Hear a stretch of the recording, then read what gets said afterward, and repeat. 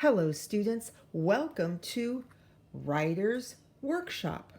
We've been talking about how to finish up our teaching books.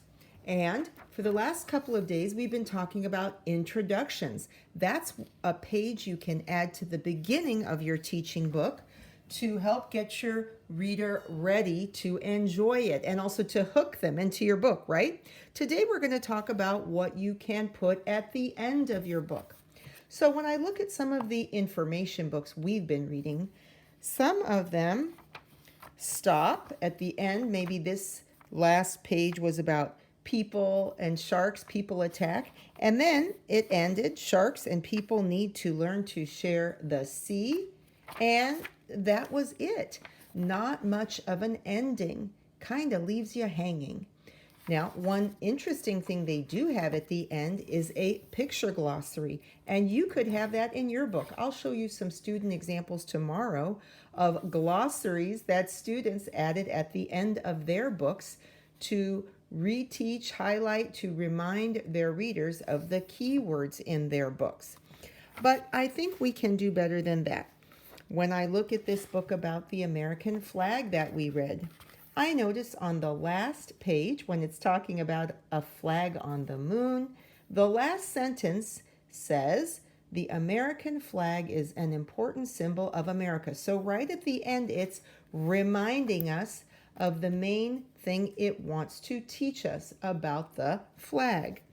If I look at this book we read about Martin Luther King Jr., on the last page, where there is also a cool timeline, the last page says, "Martin Luther King Jr. is a hero to people of all backgrounds and colors. He made our country a better place. He died to make life fair for all Americans." So right on the last page, it's reminding us of the most important things that the book wants to teach us about Martin Luther King Jr.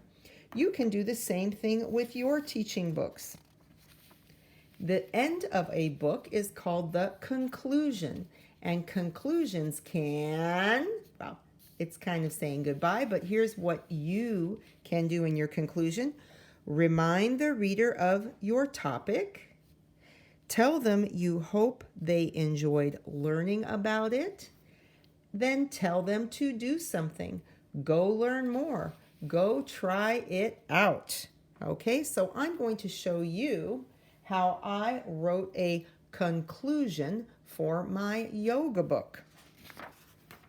So if you'll remember, I have this big book all about yoga, right?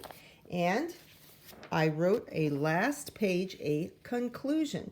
There I drew myself in mountain pose, and here's what I wrote. Yoga is fun and it is good for you too, because that's the most important thing I want my reader to learn. And that was the first thing a conclusion can do, remind the reader of the topic. Next, I wrote, "I hope you enjoyed learning about yoga." And that was the second thing a conclusion can do. Tell them you hope they enjoyed learning about it. Finally, tell them to do something. Let's see what I wrote. "Now go try it yourself. You will feel great." Okay, so notice I told them to do it. Go try it out. Once you write your conclusion, you'll have to get a staple remover, and I've been reminding students about that, how you sometimes have to be willing to take your book apart to add more cool pages that you are inserting. Now, I think that this is going to go right at the very end. So I'm going to put it right there at the very end. And I'm going to staple it again. So my book is just about complete. Maybe I'll review it one more time before I think it's really finished. We could do that together in the next couple of days. So my reminder to you about what we've learned today is all about conclusions.